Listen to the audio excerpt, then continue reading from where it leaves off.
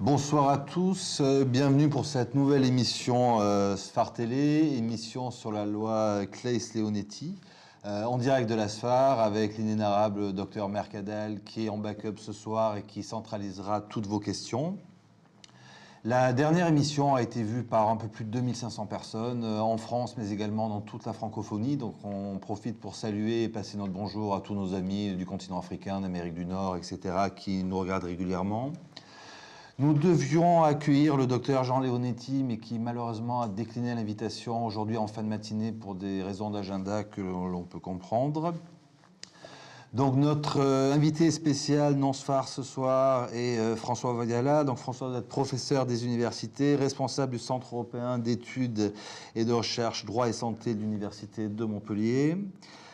À sa gauche, le professeur Benoît Weber, qui est président du comité d'éthique de la SFAR, le professeur Francis Bonnet, président de la Société française d'anesthésie et de réanimation, Sébastien Kéréver, qui est infirmier de réanimation, coordonnateur paramédical de la recherche en soins sur la PHP, le professeur Thomas Gerhardt, qui est président du comité réanimation, et le professeur Pierre-François Périgot, qui est chef de pôle au CHU à Montpellier. Donc pour planter le décor, et avant de parler de l'esprit de la loi, on voulait juste faire une précision, c'est qu'il ne s'agit pas d'une émission sur éthique en réanimation, ce qui est un sujet beaucoup trop large. Ce n'est pas non plus une émission sur la loi Claeys-Leonetti dans sa généralité parce qu'on ne voulait pas déborder. C'est une émission qui se veut pratique sur l'impact de la loi Claeys-Leonetti sur nos pratiques au quotidien dans les services de réanimation. Parce qu'il y a des spécificités à la réanimation, et on parle de réanimation, mais on pourrait sans difficulté l'étendre aux unités de soins continus et globalement à tout ce qui est médecine critique. Donc peut-être pour commencer, Monsieur le Président, un mot sur SFAR et réanimation. Eh bien, un mot sur SFAR et réanimation et un mot sur ces émissions. C'est la 4e émission, effectivement, et elle est dédiée à un sujet de réanimation parce que la réanimation est un sujet important pour notre société. Beaucoup d'entre vous pratiquent la réanimation soit à plein temps, soit comme un temps partiel dans leur activité. Et beaucoup d'entre vous sont confrontés à un certain nombre de sujets, comme celui que nous allons traiter ce soir. Pour compléter ce qu'a dit Jean-Michel Constantin, moi je dirais que la vocation de ces émissions, c'est dans le fond de décrypter un certain nombre de grands problèmes auxquels nous sommes confrontés en anesthésie et en réanimation. C'est l'esprit dans lequel elles ont été organisées lors des fois précédentes, et c'est exactement dans cet esprit que nous allons discuter ce soir, avec une interactivité, c'est-à-dire qu'on attend effectivement que librement vous puissiez interroger tous les gens qui sont autour de cette table et qui ont une grosse expérience dans le domaine qui va être abordé, qui est celui de la fin de vie en réanimation, qui est un sujet effectivement d'une importance extrême. Merci Francis. Donc Thomas, peut-être est-ce que tu peux nous préciser quelles sont les spécificités et les contraintes de la réanimation dans le cadre de la loi Claeys-Leonetti? Merci Jean-Michel. En fait, on sait que 60% des décès ont lieu à l'hôpital en France. Et on sait aussi qu'environ un quart de ces décès a lieu dans les services de réanimation ou de surveillance continue. Et on voit très bien que le réanimateur, l'anesthésiste, est en premier place pour traiter ces patients. Quand on travaille en CHU, cette proportion peut monter à plus de 36%. Et on sait également qu'en France, il y a des études prospectives qui ont été faites. En réanimation, 11% des patients admis en réanimation vont faire l'objet d'une décision de limitation thérapeutique. Et que près de la moitié des patients qui décèdent en réanimation ont fait l'objet d'une décision de limitation thérapeutique. Et on voit très bien que l'évolution de la loi est très importante et que la connaissance précise de cette évolution de la loi est majeure pour la pratique quotidienne en réanimation. Et c'est pour ça qu'on a souhaité faire cette émission, que chacun prenne conscience des évolutions importantes qui vont impacter leur pratique quotidienne en réanimation. Merci Thomas. Donc maintenant qu'on a rappelé les spécificités de l'AREA et planté un peu le décor, on peut peut-être revenir sur l'esprit de la loi. Et même si on n'a pas eu la chance d'avoir Jean Leonetti, une fois de plus on le comprend, on a la chance d'avoir des experts juridiques et des experts cliniciens autour de la table. Donc ça va être de vrais échanges et comme le disait Francis, n'hésitez pas à poser des questions vers le chat pour enrichir l'émission. Donc peut-être une première question qui, en tant que clinicien, nous a tous interpellés. Benoît, pourquoi une nouvelle loi alors qu'il y avait déjà une loi Leonetti Jean-Michel, c'est une question extrêmement importante, parce que pour comprendre pourquoi il faut une deuxième loi, il faut juste en quelques mots redire quelques mots de l'histoire de l'éthique médicale. Depuis Hippocrate et jusqu'aux années 2000, eh bien finalement, le médecin était le sachant, il avait la connaissance et il prenait ce qu'il pensait être les bonnes décisions pour son patient dans un principe de bienfaisance. Tout ça a été régi par une loi très simple qui était la non-assistance à personne en danger. Depuis 2000, les citoyens, la société a évolué et la demande citoyenne a été d'être beaucoup plus acteur de sa santé. Et donc on a eu la première loi, qui est la loi Kouchner, en 2002, qui a abouti au consentement éclairé, nécessité pour le médecin de demander le consentement avant de pratiquer les soins, avant de pratiquer et de proposer un projet de soins. C'est l'accès au dossier médical, et puis c'est la non-discrimination et l'égal accès aux soins. Première loi.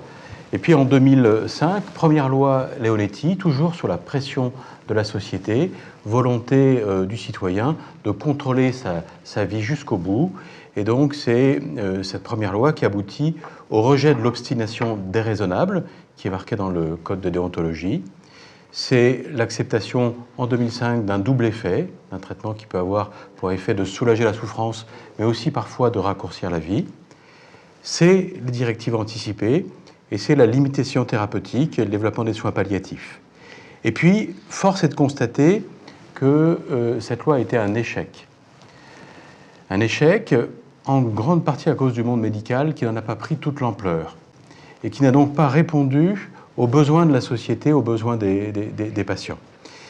Et donc, la société a continué à réfléchir, à évoluer. Il y a eu des campagnes politiques, l'élection présidentielle de 2012, des morts médiatisées, celle de Vincent Imbert. Tout ça a fait progresser la réflexion et a abouti au fait que les hommes politiques ont pris à bras-le-corps ce sujet et que la société a été obligée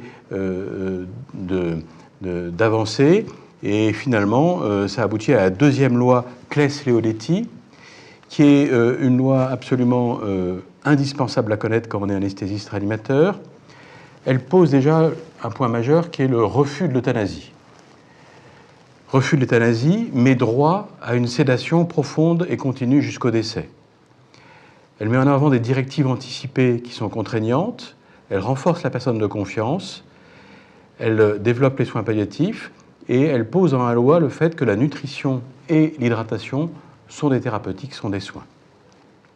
Et donc des évolutions extrêmement importantes qui, je pense, ont des impacts dans notre quotidien, qu'il faut sûrement débattre. François, peut-être un commentaire juste sur le cadre général de la loi. Oui, rapidement, pour que le juriste n'embolise pas le temps. Un vers d'Horace, je ne vous le dis pas en latin, mais je le traduis, craindre la mort est plus cruel que mourir.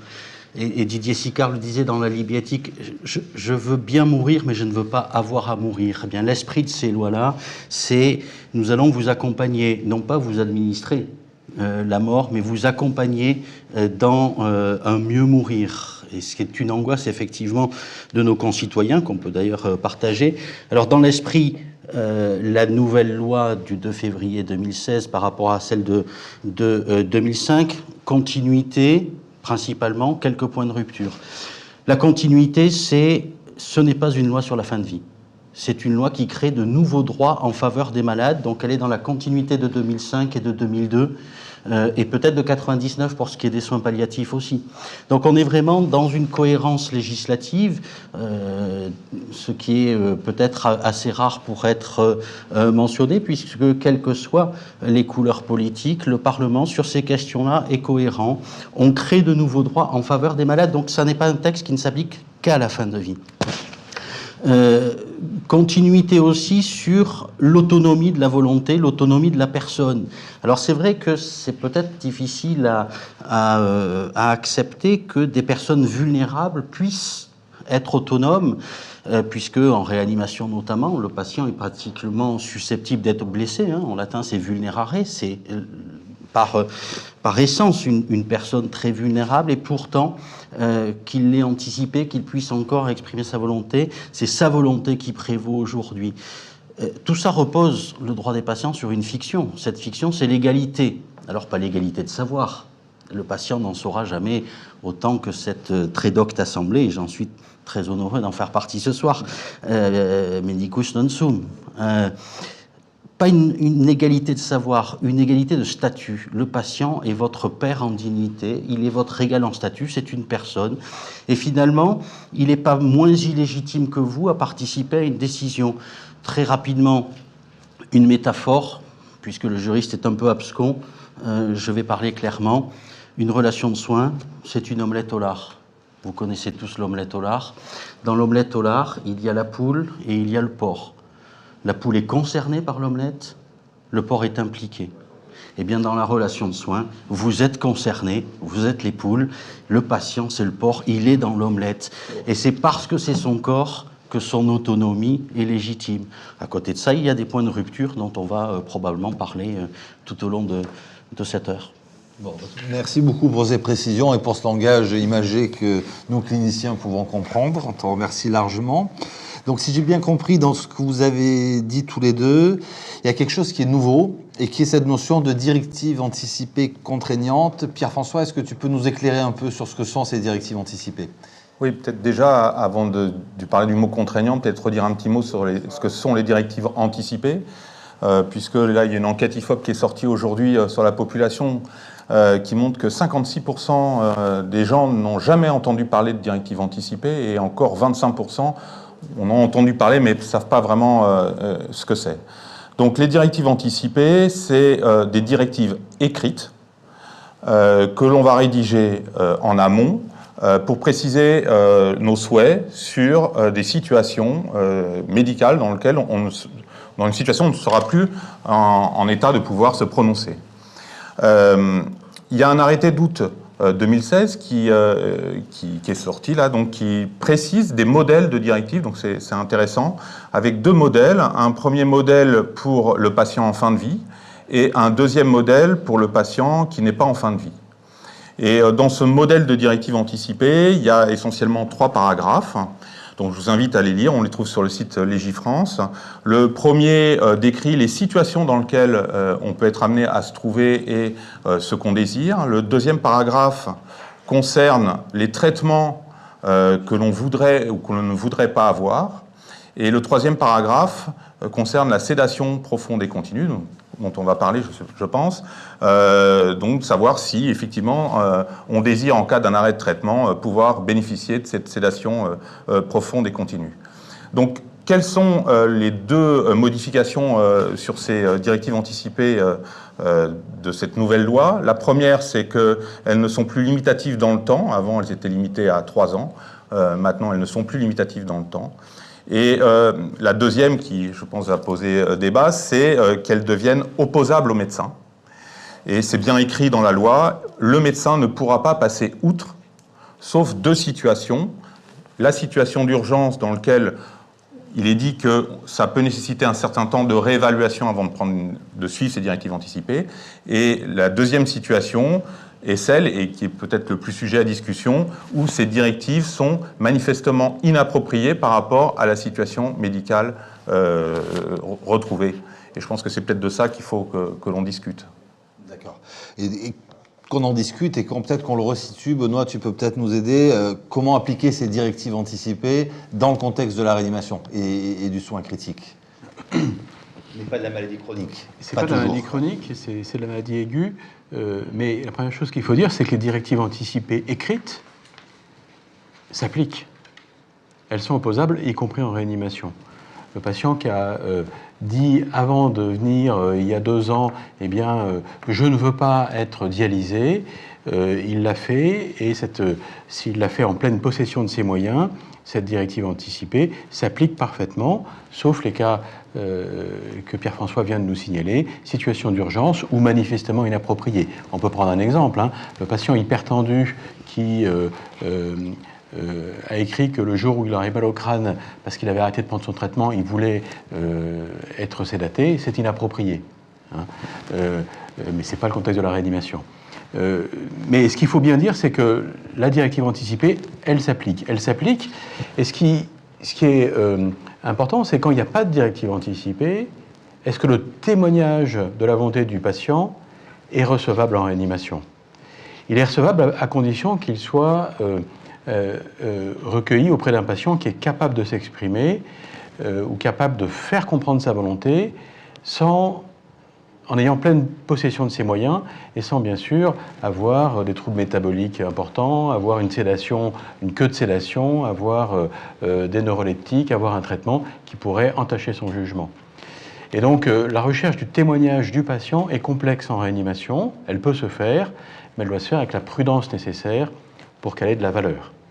Parce qu'en fait, on sait tous que nos patients de réanimation, enfin la plupart en tous les cas, dû à l'inflammation, dû à plein de choses, sont confus, ont du délirium, etc. Et quelle confiance on peut accorder à ce qu'ils nous donnent, ou est-ce qu'il y a moyen d'évaluer ou de scorer ce niveau de capacité des patients ou... Je crois pas. Je crois pas. Je crois qu'il n'y a pas de score qui permette un niveau acceptable de recueil de l'avis du patient et puis un niveau inférieur où on dirait là c'est pas valide. Il faut que le bon sens médical s'exprime. Il faut aussi que si on a un doute sur entre guillemets la compétence du patient, eh bien on aille rechercher auprès de sa personne de confiance, auprès de sa famille, auprès de ses proches, le témoignage de ce qu'il veut dire. Et à ce moment-là, on peut croiser les informations. Et si effectivement ce patient avait dit à sa femme, avait dit à la personne qu'il représente qu'il ne souhaitait pas être ventilé, eh bien ça renforce énormément le fait qu'il est en train de nous dire qu'effectivement il en a assez d'être sous respirateur. Et donc cette nécessité, si on pense que la personne n'est pas en capacité de croiser les informations et d'aller recueillir le témoignage de sa volonté auprès de ses proches, est une démarche absolument indispensable.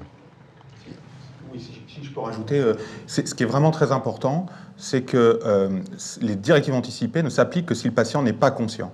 Et je reprends l'exemple de ce que vient de dire Benoît, un patient par exemple qui aurait dit, on a tous connu ça, je ne veux pas être ventilé au bout de la maladie. Et puis arrive le moment où il doit être intubé, et à ce moment-là il nous dit, non, j'étouffe, intubez-moi. Et ce qui prime, c'est ce que va nous dire le patient, c'est pas les directives anticipées qu'il a écrites, parce qu'il est en conscience de pouvoir s'exprimer.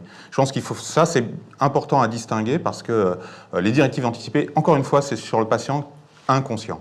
Il n'est pas en capacité de s'exprimer. Voilà, pas en capacité de Je crois s'exprimer. que c'est essentiel sur le plan juridique de se rebaser sur les fondamentaux qui pour nous sont les textes. Et effectivement, on utilise les directives anticipées lorsque le patient n'est pas à même de s'exprimer ou d'exprimer sa volonté. On ne parle pas de volonté libre, éclairée, comme on en parlerait dans le consentement. C'est vraiment, est-il ou non susceptible d'exprimer une volonté ? Alors pourquoi ces directives s'imposent aujourd'hui ? Eh bien parce que le constat a été fait. Les directives anticipées, elles sont déjà dans la loi de 2005. Et un constat extrêmement sévère de la commission Sicard, Penser solidairement la fin de vie, c'est un chantier non ouvert. Les directives anticipées sont un chantier non ouvert. On n'a pas ouvert le chantier. Qui ne l'a pas ouvert ? Les patients ne sont peut-être pas assez suffisamment les citoyens intéressés. Peut-être que le monde médiatique n'a pas assez communiqué. Peut-être que le monde pédagogique dont nous faisons partie n'en a pas assez parlé. Et puis les soignants ne se sont pas appropriés cet outil qui est aussi fait pour eux, c'est-à-dire qui permet d'identifier ce qu'est la volonté d'une personne par anticipation. C'est penser sa mort. Alors c'est complexe. Et effectivement, selon que le patient se sait en fin de vie ou qu'il est en bonne santé, les directives anticipées ne se rédigent pas de la même manière, et c'est pour ça qu'on a deux modèles. Mais il est évident que les directives anticipées s'entendent d'un document écrit. Donc tout ce qui est parole portée par des tiers légitimes, personnes de confiance, à défaut famille, et c'est bien à défaut, donc c'est la personne de confiance a un témoignage qui prime. Ces gens ne donnent pas leur opinion, on ne les interroge pas sur leur opinion, mais bien sur quelle était la parole et la volonté de la personne. Ça, ce ne sont pas des directives anticipées, c'est un témoignage de la volonté. Donc ça a une valeur essentielle, mais ça n'est pas la valeur de la parole écrite, portée directement par le sujet. C'est la question que j'allais te poser par rapport à ce qu'a dit Benoît, qui parlait de bon sens et d'avis de la personne de confiance ou d'un proche. Et est-ce que c'est contraignant ou est-ce que c'est opposable pour nous, l'avis de la personne de confiance? Les textes sont très précis. Ils ne parlent pas de directives anticipées qui sont contraignantes. Ils disent, elles s'imposent aux médecins. Alors, peut-être que vous trouverez que les juristes sont un peu obsédés textuels, et que opposer contraignant et des directives qui s'imposent. Les directives ne sont pas contraignantes parce que vous n'êtes pas contraint par la parole d'un patient.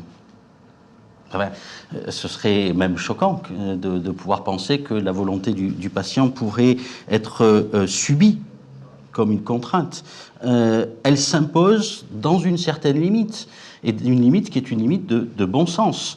Elle s'impose hors urgence, mais seulement dans une temporalité réduite, évaluer la situation, et lorsqu'elles sont manifestement inappropriées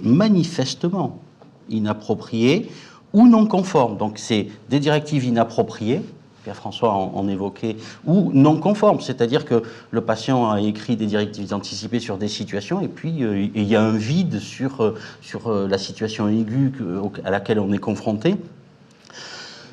Il faut ouvrir ce chantier, il faut en parler, et puis il faut faire en sorte que des directives anticipées rédigées, elles soient accessibles. Ce qui est, à mon avis, un des principaux écueils. Alors, le dossier médical partagé vient d'être créé, l'assurance maladie, depuis cette semaine, peut le créer. Je pense que c'est un des réceptacles essentiels pour ces directives anticipées, pour qu'elles soient aisément accessibles à tous ceux qui, comme vous, ont besoin de les avoir rapidement. Donc, tu viens de répondre à une question qui vient de tomber à l'instant, donc c'est parfait, tu as donné la réponse, qui était où sont ces directives anticipées et comment est-ce qu'on peut y accéder? Thomas? On peut, par exemple, prendre un cas très pratique en fait, d'une directive anticipée. Prenons l'exemple d'un patient qui a une maladie neurologique, une sclérose en plaques, dont on pense qu'elle va évoluer, et pour lequel la directive anticipée aurait été « je ne veux pas être ventilé et être admis en réanimation si ma maladie évolue ». Et puis survient un événement intercurrent, une pneumonie à pneumocoque, dont on sait qu'on pourrait la traiter assez facilement, mais avec des signes de détresse respiratoire qui vont nécessiter d'intuber le malade quelques jours. Est-ce que cette directive anticipée s'impose à nous, ou est-ce qu'elle est, dans ce cas-là, inappropriée et qu'on peut décider d'intuber le malade malgré ces directives anticipées qui sont dans le sens contraire? C'est au clinicien plus qu'au juriste de répondre. Je pense que le patient a écrit une directive anticipée pour sa maladie chronique, qui était en l'occurrence une CEP, et qu'il ne voulait pas être dépendant d'une machine pour respirer sur la fin de sa vie. Et donc ça, c'est parfaitement entendable, et on se devra, le jour venu, de respecter cette directive anticipée. Là, en l'occurrence, on peut quasiment sortir la pathologie actuelle de sa maladie chronique. Tous les jours, on prend en charge des patients en détresse respiratoire pour pneumopathie aiguë communautaire grave, et bien sûr qu'on leur fait franchir le cap avec quelques jours de ventilation et une antibiothérapie bien ciblée. Et donc, la directive anticipée n'a pas dit « je ne veux pas être ventilé en aucun cas ». Elle a dit « dans le cas de ma maladie chronique, je ne veux pas être ventilé ». Et donc, à mon sens, elle ne s'applique pas à l'épisode aigu réversible, transitoire, qui permettra de le remettre dans une situation qui sera celle de l'évolution de sa maladie, mais qui ne correspond pas à l'évolution terminale de sa maladie, et donc à une dépendance qu'il ne voulait pas, définitive, du respirateur. Et donc, dans ma compréhension des choses, moi, personnellement, je pense qu'il faut prendre en charge ce patient en réanimation. Et... Je pense qu'on est effectivement sur le terme non conforme, voire inapproprié. Alors, ce qui est important de rajouter, c'est que le médecin en charge du patient qui va prendre la décision, et c'est bien lui qui prend la décision de ne pas appliquer les directives anticipées, il ne le fait pas dans l'opacité et dans la solitude.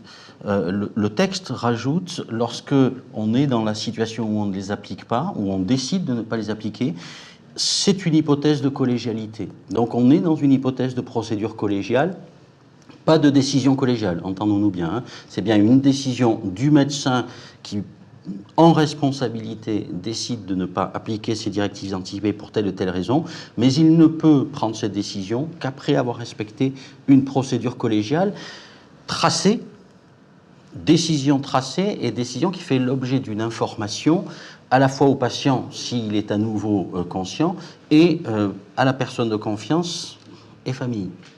Donc on a rompu l'opacité. Une question à vous poser qui est la suivante, c'est que est-ce qu'on risque pas à terme, donc là on a compris qu'actuellement ce n'est pas la majorité des patients qui ont des directives anticipées, mais on espère qu'effectivement ça va évoluer. Néanmoins à terme on peut penser que c'est des gens qui ont des pathologies chroniques comme l'exemple qui a été donné, qui seront volontés portés à écrire des directives anticipées. À l'inverse en réanimation, il y a d'autres pathologies comme la traumatologie qui peut s'adresser à des gens jeunes, qui n'auront pas écrit de directives anticipées. Donc les directives, ce sera éventuellement ce qu'on connaît aujourd'hui, c'est-à-dire le dialogue avec la famille et parfois avec des avis parfois contradictoires. Donc cette situation-là, finalement, on va continuer à la gérer de la même façon.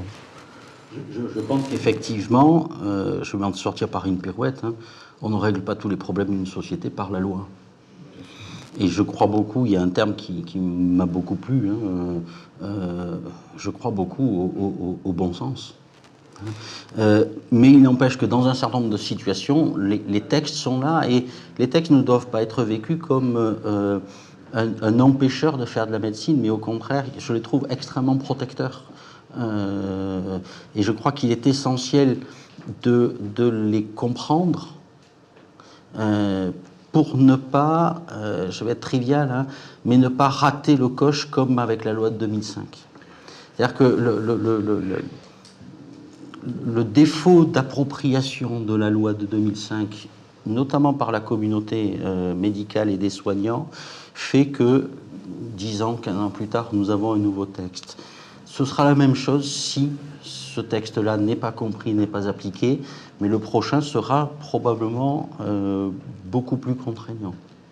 Ça, c'est un point absolument déterminant, hein. Je pense qu'on se doit de réussir cette loi, c'est-à-dire de répondre à la demande des Français, des citoyens, des patients, pour qu'ils aient le sentiment, ainsi que leur famille, qu'on est capable de les accompagner en fin de vie et qu'on est capable de leur assurer une fin de vie qu'ils veulent digne et qu'ils veulent sans souffrance. Si on ne réussit pas ça, nous les médecins, parce qu'on a une part évidemment essentielle à jouer, même si on n'est pas les seuls acteurs, si on ne réussit pas ça, on aura très probablement une loi contraignante sur l'euthanasie dans les années qui viennent. On a une magnifique loi actuellement qui nous permet de répondre à l'immense majorité des besoins des patients en fin de vie. Il faut qu'on y réponde. C'est vraiment important ce que tu dis là. Et peut-être pour nous aider, nous cliniciens de terrain, à réussir cette loi le mieux possible, on a entendu pas mal de choses sur personnes de confiance, famille, proches.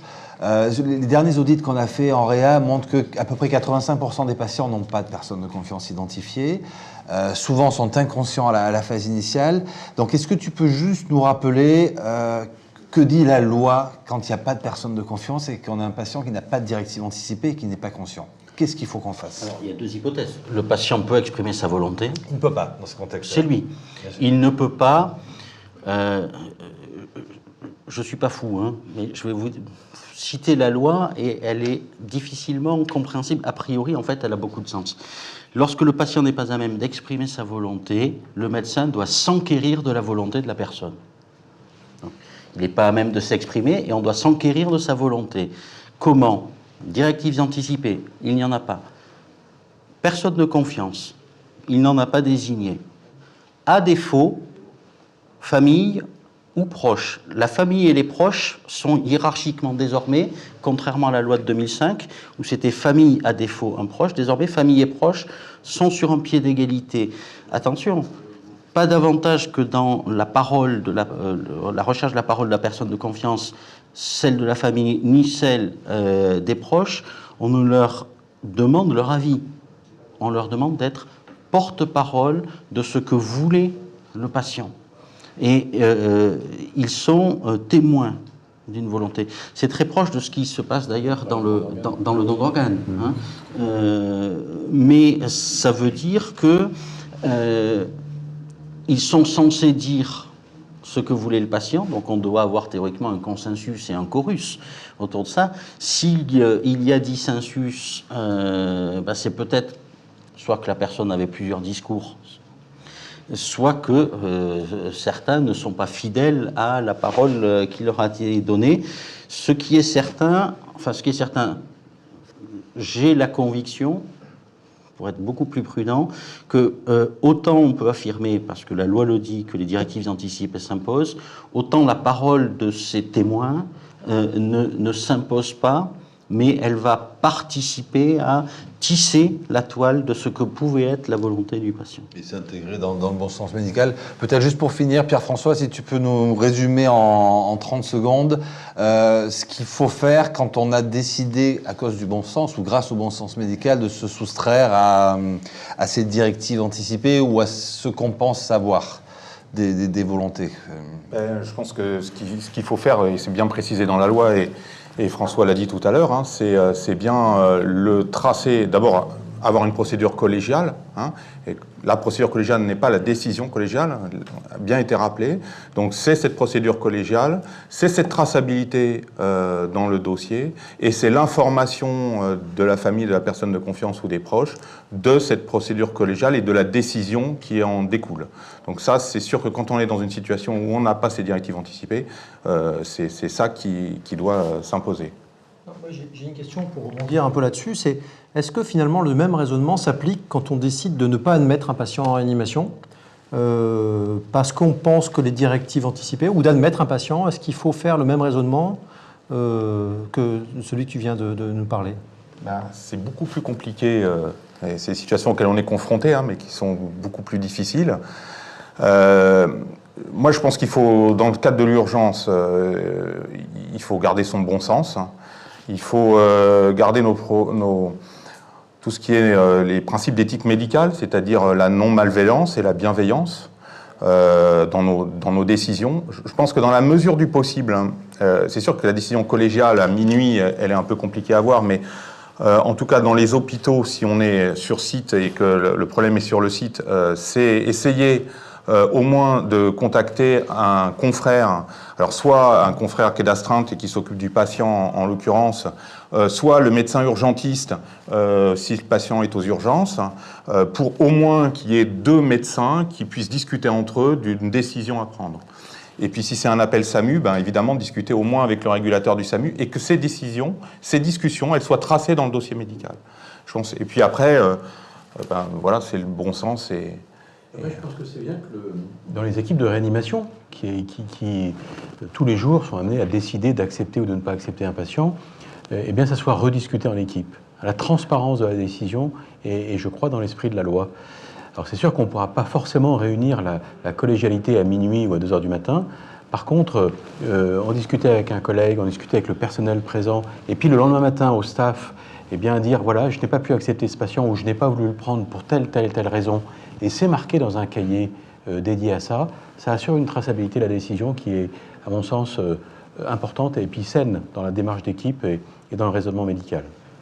On parlait tout à l'heure des familles et des personnes de confiance, et on a fait un parallèle un petit peu avec le don et le prélèvement d'organes.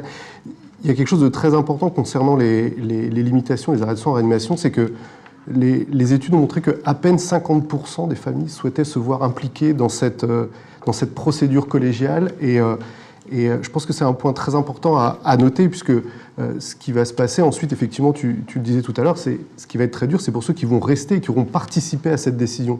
Et je pense qu'en tant que famille, personne de confiance, et même pour nous, soignants, c'est très difficile justement de rester dans cette situation où la décision a été prise.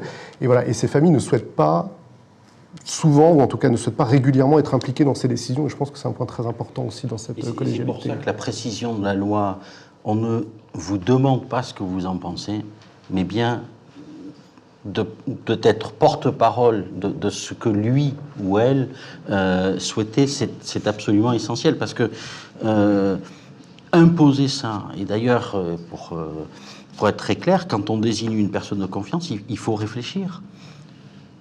Va-t-on imposer ça à son conjoint, à son compagnon, à sa compagne, à ses enfants? C'est d'une lourdeur extrême. Alors, oui, un ami aussi, mais oui, mais les amis sont là pour ça. Alors pour finir sur cette partie-là, j'ai une question éminemment complexe qui va nécessiter une réponse absolument courte. Je ne sais pas qui va vouloir répondre. La question est, ne pensez-vous pas que cette nouvelle loi veut satisfaire les partisans de l'euthanasie vis-à-vis de l'esprit de soins palliatifs? Et ce n'est pas une loi sur l'euthanasie. C'est une loi qui nous permet, qui nous donne plus d'armes pour accompagner les patients dans leur parcours de soins, y compris jusqu'à leur mort. Le patient est simplement au centre. On va parler, je pense, dans quelques instants de la sédation. La sédation, c'est une pratique qui était réalisée depuis de longues années en réanimation. Elle vient là simplement inscrire dans la loi française une pratique médicale d'accompagnement et d'humanité. Tout est dans l'intentionnalité. Quand on veut euthanasier quelqu'un, c'est un mot qui, je crois, veut dire la belle mort, mais que j'ai beaucoup de mal à prononcer, c'est un geste extrêmement brutal. C'est un geste avec une intention de mort. Quand on met en place une sédation, c'est un geste bienfaisant qui a pour objectif de soulager le patient, de lui permettre de, éventuellement, si c'est l'heure, de partir, mais de partir sans angoisse, de partir sans stress. Et donc on voit bien que l'intentionnalité est très différente. La loi bannit l'euthanasie, elle permet l'accompagnement. C'est une nuance extrêmement importante. C'est effectivement important. Et alors, il y a un terme qui revient souvent dans tout ce que vous dites. Rapidement, sur l'intentionnalité, c'est absolument, absolument essentiel. Et puis, osons le dire, Don Juan, acte 2, scène 2, l'hypocrisie est un vice à la mode. Moi, j'ai aucune difficulté avec l'hypocrisie. Certains la jugeront hypocrite, ça n'est pas mon cas. Mais comme tu le rappelais, pensons aux vivants. C'est vivorum meminerimus, pensons aux vivants, c'est-à-dire que celui qui, dans l'intentionnalité, aura fait du potassium en néonate, le lendemain, dans le miroir, quelle est l'image qui est renvoyée? Celui qui, fût-ce hypocritement, a soulagé des souffrances, dans une intentionnalité et une temporalité qui n'est pas celle du potassium, ben, l'image qui lui est renvoyée, c'est pas la même. Le patient, lui, il n'est plus là dans les deux cas. L'image pas la même. Mais pour celui qui reste, c'est pas le même fardeau. Le message est important et on va revenir sur cette notion d'intention. Peut-être dans les termes qui reviennent, c'est cette notion d'esprit d'équipe, de collégialité, etc. Peut-être Sébastien, on peut te faire intervenir. Peut-être qu'il faut, avant que Sébastien, bien sûr, prenne la parole pour parler du rôle des équipes qui est essentiel, définir un peu ce que c'est que la collégialité. Parce qu'elle est relativement bien définie. Elle peut faire peur, mais elle est relativement bien définie dans les textes, et notamment dans l'article 37 du Conseil de l'Ordre, du Code de déontologie qui a été revu par le Conseil de l'Ordre. La collégialité, c'est les membres de l'équipe soignante présente au moment où la question se pose.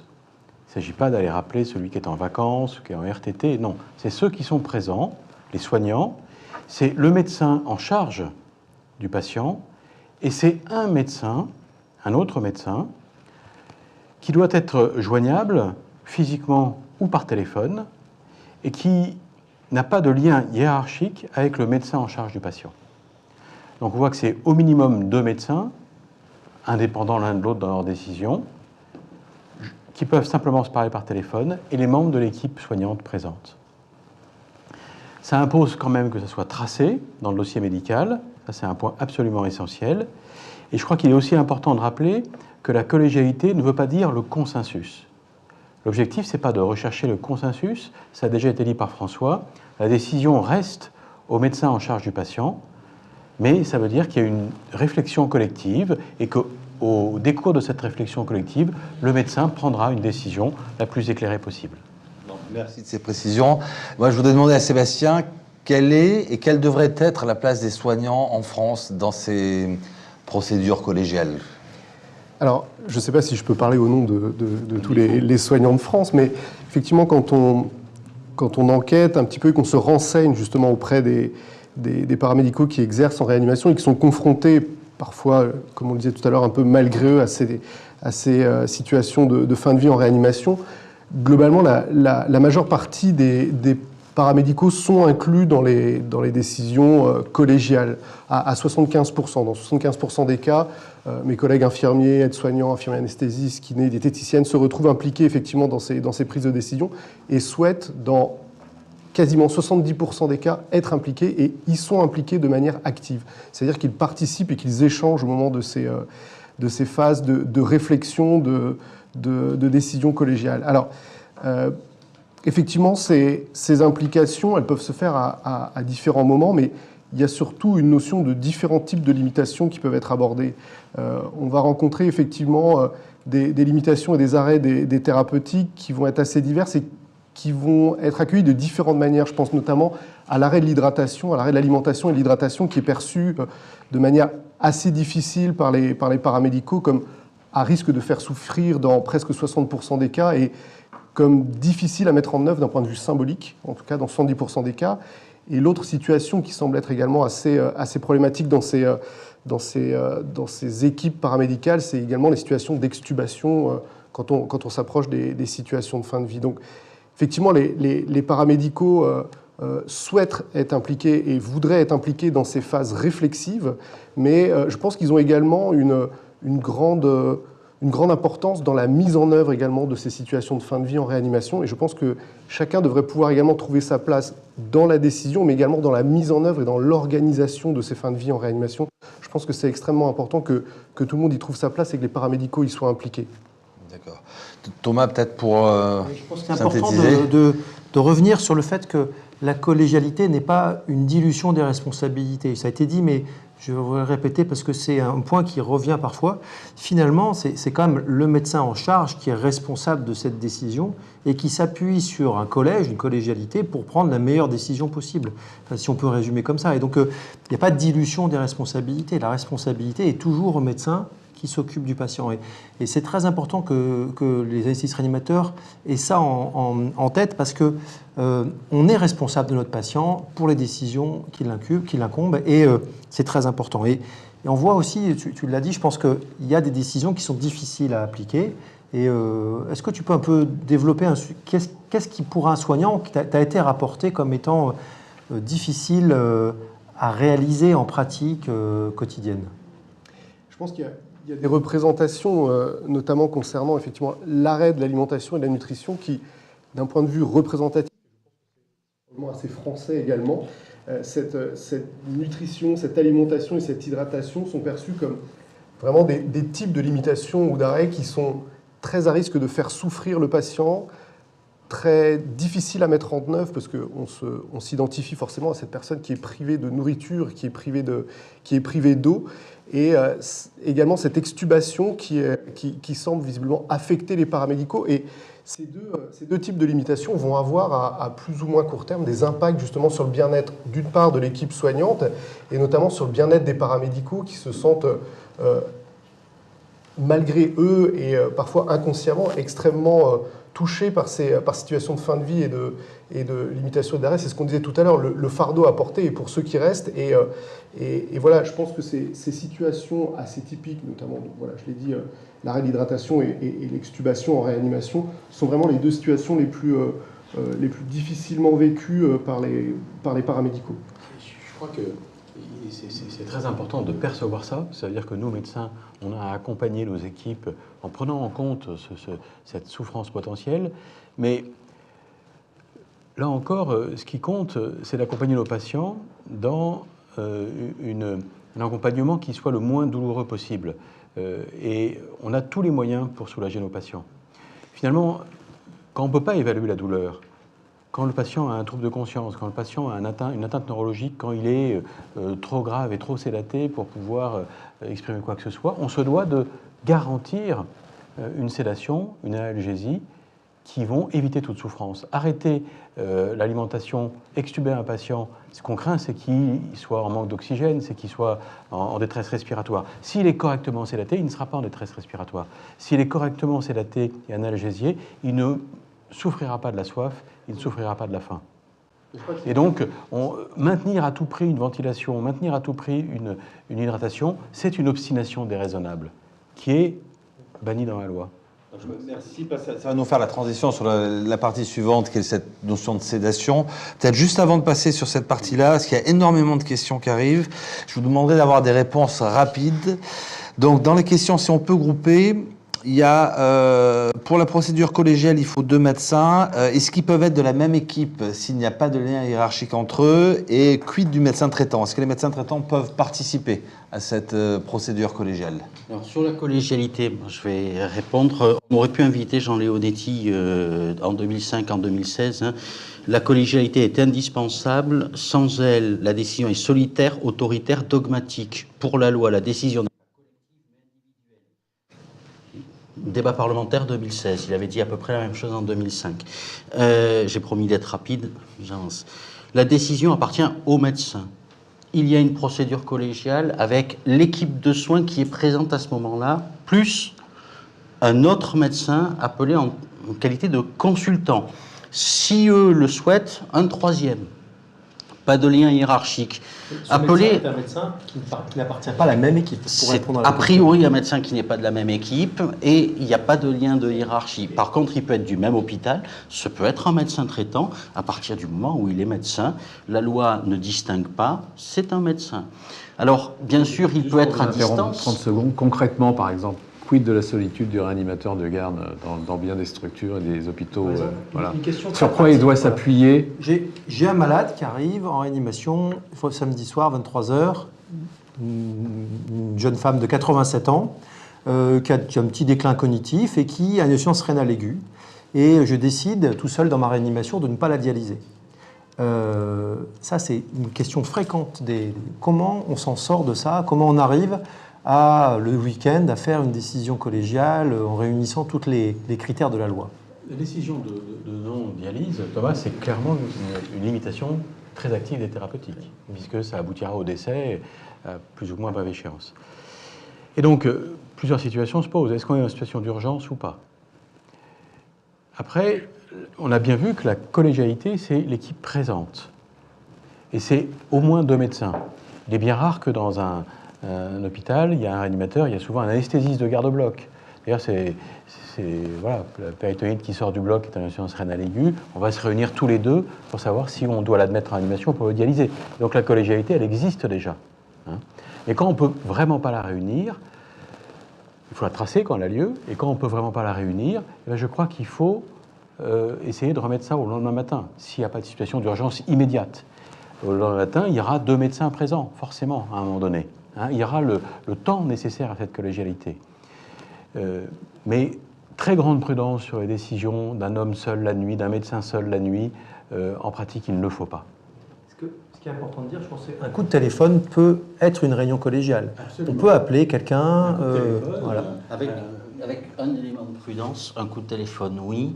Un transfert de dossier par un smartphone, c'est un autre problème. Mais le médecin appelé en qualité de consultant, il a besoin d'un certain nombre d'éléments que son confrère va lui donner par la parole, mais s'il a besoin de davantage, il faut quand même qu'il puisse consulter des éléments. Donc oui, bien sûr, ça peut se faire à distance, mais avec des précautions qui sont tout autres. La notion de temporisation quand même me paraît importante, parce qu'encore une fois, dans le concret, beaucoup de gens qui prennent des gardes dans des réanimations peuvent se retrouver seuls, effectivement. Et c'est important de dire cette notion il y a une temporisation avec des soins immédiats. Et puis, demain matin, effectivement, on pourra prendre... Et c'est pas de l'obstination thérapeutique déraisonnable que de soigner sur quelques heures, puis effectivement... voilà. Le temps de comprendre l'ensemble de la situation et d'en parler à plusieurs. Si vraiment on a un doute, de lancer cette dialyse et de revoir le problème le lendemain, si on l'arrête ou si on l'arrête pas, une fois que l'équipe est réunie. Si on a un doute, je pense qu'au bénéfice du doute, il faut lancer le traitement et après, il est toujours temps de... Ce qui est vrai pour la dialyse est vrai pour le reste, mais c'est vrai que la réversibilité de la dialyse et celle d'une intubation qui conduira à une extubation, tu l'as dit, c'est symboliquement pas tout à fait la même chose. Donc peut-être que vous serez plus à l'aise sur des temporisations sur certains actes que sur d'autres. Après, il y a des situations dans lesquelles le bon sens médical et l'interdiction de l'obstination déraisonnable doivent jouer d'emblée. Quelqu'un qui a un cancer en phase terminale, pour lequel on a toute la traçabilité dans le dossier pour le savoir, je crois que c'est de l'obstination déraisonnable que de la mettre en réanimation pour le dialyser et l'intuber, le ventiler parce qu'il est en détresse. Et ça serait inhumain que de ne pas lui proposer un traitement analgésique correct à ce moment-là. Et là, je ne suis pas sûr qu'on ait besoin d'une décision collégiale pour ça. Il faut quand même que le bon sens médical se pose. Du coup, c'est avant l'admission en réanimation qu'on se pose cette question. Ça veut dire aussi qu'en amont de cette admission en réanimation, pour la pathologie par exemple que tu évoques et qui sont des cas qui se présentent, il y a une responsabilité collective qui est de effectivement avoir une traçabilité et des décisions claires, notamment justement par rapport à une admission en réanimation. Et là encore, c'est des situations qu'on rencontre effectivement. Par exemple, où est le dossier, etc. Personne ne peut parler sur des décisions qui ont été prises antérieurement, qui mettent les gens en difficulté, les réanimateurs, j'entends. Et donc, c'est très important que collectivement, il y ait cette prise de conscience, effectivement, de mise à disposition d'une réflexion antérieure à l'admission. C'est très important de considérer cette traçabilité comme un critère de qualité majeur de nos réanimations. On doit avoir la traçabilité dans le dossier informatique, sur un dossier informatique, avec la décision qui a été prise par le médecin, mais après la vie du collège. C'est très important de tracer ça et on sait que c'est un critère de qualité majeur dans les réanimations aujourd'hui. Alors, il y a une question à ce sujet-là qui vient d'arriver. Alors peut-être vous pouvez répondre. Est-ce qu'il existe, quand on n'en a pas dans nos services, une feuille de traçabilité toute prête qu'on pourrait télécharger quelque part? Alors, dans mon CHU, il y en a une qu'on peut partager. Je pense qu'on a chacun dans nos CHU qui parfois diffère un peu. On doit avoir nos subtilités. Je ne sais pas, Père François. Oui, on en a une aussi, oui. On sent le message qui est que peut-être au niveau de la société scientifique, il faut qu'on fasse un travail dans ce sens-là. Voilà, eh bien, on répond... Je crois qu'on peut s'engager à ce que d'ici 2017 et sur janvier 2017, la SFAR mette à disposition sur son site une feuille estampillée. Donc ça, on le fera. En attendant, si vous n'avez pas encore de feuille et que vous en souhaitez une, vous envoyez un mail sur la boîte à questions de la SFAR et on vous donnera les adresses e-mail des personnes autour de nous qui ont des feuilles. Et en prenant plusieurs, vous arriverez bien à mixer quelque chose qui correspond dans votre service. Mais on s'engage assez rapidement à en fournir une officielle de la société pour peut-être standardiser un petit peu nos pratiques. Le temps tourne et avant la fin de l'émission, moi je voudrais qu'on revienne sur une notion qui est importante, qu'on a léchée, qu'on a rapidement abordée, qui est cette notion de sédation profonde. Peut-être rapidement, que dit la loi et qu'est-ce qu'on fait en pratique ? La loi dit de mémoire droit du patient. Je crois qu'il faut le dire parce que c'est peut-être un peu agressif, mais c'est pas vécu comme ça. Or, la loi dit la sédation profonde et continue, provoquant une altération de la conscience maintenue jusqu'au décès. Altération de la conscience maintenue jusqu'au décès, associée à une analgésie et conjonction de coordination. Donc c'est plus, ce sont des choses qui se cumulent. À l'arrêt des traitements de maintien en vie. Donc on arrête le maintien en vie, mais on ne laisse pas le patient en souffrance. Donc analgésie, sédation, altération de la conscience jusqu'au décès. 3 situations, 3 hypothèses extrêmement cadrées par la loi. Donc il y a des conditions. C'est un droit du patient, mais tout le monde ne peut pas demain se présenter et demander une sédation, une analgésie. C'est maladie grave et incurable, engageant le pronostic vital à court terme et impossibilité de soulager les souffrances réfractaires au traitement. Donc il y a des souffrances réfractaires au traitement. Deuxième hypothèse, mais là le patient est conscient, donc c'est lui qui est en demande. Deuxième hypothèse, refus de traitement pour sa pathologie grave et incurable, et le patient, par sa décision, engage son pronostic vital à court terme. Et là, le court terme, vu par le patient, vu par le médecin, vu par le soignant, c'est peut-être pas tout à fait la même chose. Est-ce que c'est in articulo mortis? Il faudra le définir. Mais le patient engage son pronostic vital si cette décision de refus de traitement peut provoquer des souffrances insupportables, il a le droit à une sédation et une analgésie. Troisième hypothèse, il ne peut pas exprimer sa volonté. Le médecin, après procédure collégiale, a pris la décision d'arrêt de traitement. Il doit, même si les souffrances ne sont pas évaluables compte tenu de l'état neurologique, il doit pratiquer sédation et analgésie. Tout ça, toutes ces 3 hypothèses et ces conditions objectives sont l'objet d'une procédure collégiale qui est là pour vérifier précisément, c'est ce que dit la loi, la procédure collégiale vérifie que les conditions prévues aux aux alinéas précédentes, donc il y a bien le pluriel, donc c'est les 3 situations sont remplies. Donc il y a un droit, ce droit est encadré, et bien entendu, si le médecin fait droit à la demande du patient ou le refuse, il l'explique, il trace, et c'est dans le dossier. Alors, on voit que la loi a évolué sur cela, et en fait, moi j'ai une question pour Pierre-François, par exemple. Quel objectif de la sédation profonde et continue? Comment on peut évaluer ça, et quelle est ta vision des choses sur cette question? Je pense qu'on peut faire plusieurs choses, plusieurs drogues. Il y a 2 mots qui sont importants, c'est un sédatif et un analgésique. Donc, grosso modo, voilà ce qu'on a le droit de faire. Après, il n'y a rien qui est précisé dans la loi sur quel type de sédatif, quel type d'analgésie. Donc, ça laisse pas mal de possibilités à nous, réanimateurs. En règle générale, je pense que les modalités de sédation profonde, c'est pas ce qui pose le plus de problèmes en réanimation. Je pense que ça en pose plus dans les soins plus classiques. Chez nous, on a assez l'habitude de manipuler ce genre de thérapeutique. Clairement, le curare ne fait pas partie ni de la sédation, ni de l'analgésie, donc ne doit pas faire partie de la panoplie de la sédation profonde. Et juste un autre rappel, François l'a dit, sédation profonde, il y a bien marqué dans la loi, et arrêt des traitements, y compris l'alimentation et l'hydratation. Logiquement, si on débute une sédation, on doit arrêter les traitements. Parce que sinon, alors on rentre dans un système où c'est jusqu'au décès, donc il faut arrêter évidemment tout ce qui maintient la survie. Et je précise que l'article 38 du Code de déontologie médicale, qui n'a pas été modifié, le médecin n'a pas le droit de provoquer délibérément la mort, donc ça reste l'interdit. Donc on est dans une intentionnalité qui n'est pas celle-là, mais le suivi du patient reste à la charge du médecin. C'est-à-dire que ce n'est pas parce qu'on est dans une impasse, que l'on a pratiqué sédation, arrêt de traitement, qu'on abandonne et on confie. Le Code de déontologie le dit expressément, c'est le médecin qui l'avait en charge qui continue l'accompagnement. Pierre-François a mis le pied dedans, là, parce que je retourne. Il a dit pas de curare. Benoît, est-ce que tu peux compléter rapidement sur qu'est-ce qu'on a le droit de faire, mais surtout qu'est-ce qu'on n'a pas le droit de faire? Je peux bien sûr compléter. C'est un point majeur. On est bien dans l'intentionnalité de soulager, d'analgésier.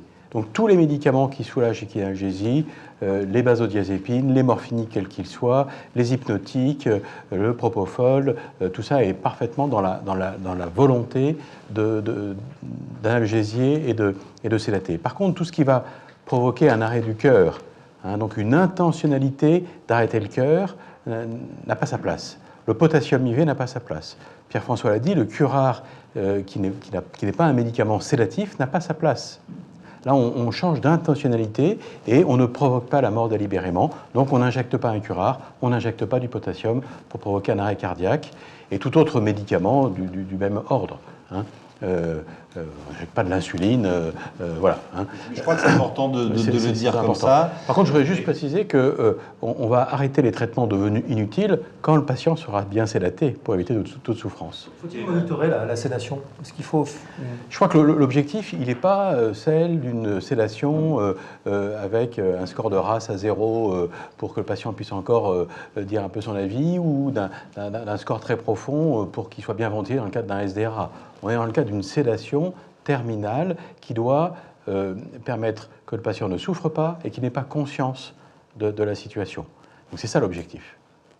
Donc c'est une sédation profonde. C'est clairement marqué dans la loi. Oui. Et ce qui a disparu dans la loi par rapport à 2005, c'est la notion d'effet secondaire de la sédation, puisque dans la première loi de 2005, c'était peut avoir pour effet secondaire d'abréger sa vie. Et cette phrase-là a disparu, et c'est s'il peut avoir comme effet d'abréger la vie. Donc même dans l'intentionnalité, il y a une petite nuance. C'est pour ça qu'on a bien redit, si on ne l'applique pas bien, le pas d'après... Ce sera une loi sur l'euthanasie. On a tous compris qu'on n'en voulait pas. Il y a des questions qui arrivent, notamment sur ce qui se passe en amont de la réanimation et des discussions qu'il faudra avoir pour qu'on arrête de nous proposer certains patients. Je crois qu'on n'aura pas le temps de les aborder. L'heure tourne, je crois que Thomas, c'est le moment de conclure, et peut-être tu peux nous synthétiser ce qu'on a essayé de dire, essayer d'apporter ce soir en 1 minute. crois qu'on a vu qu'il y avait une évolution de la loi très forte vers quelque chose qui est moins paternaliste. C'est-à-dire le médecin va moins décider tout seul pour le patient.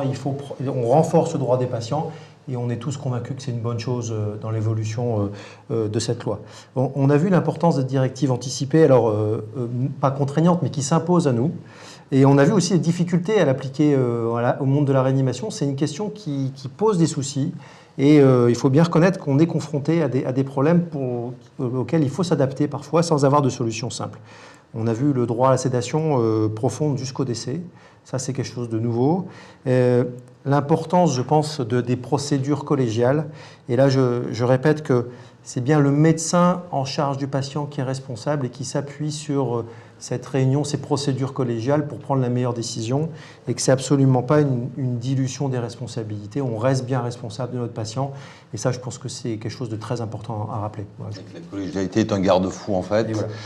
Il me reste à vous remercier tous, à remercier tous les internautes qui nous ont suivis, avec des remerciements particuliers pour, bien entendu, tous les comités d'ASFAR, mais le comité réanimation, le comité éthique, le comité communication, Sanaz qui assure tout le webmastering derrière, Luc Mercadel qui a été là pour synchroniser toutes vos questions, même si on n'a pas pu toutes les poser, Olivier Langeron qui nous a aidé dans l'organisation de cette émission, l'équipe de production de Ciné derrière qui gère toutes nos émissions.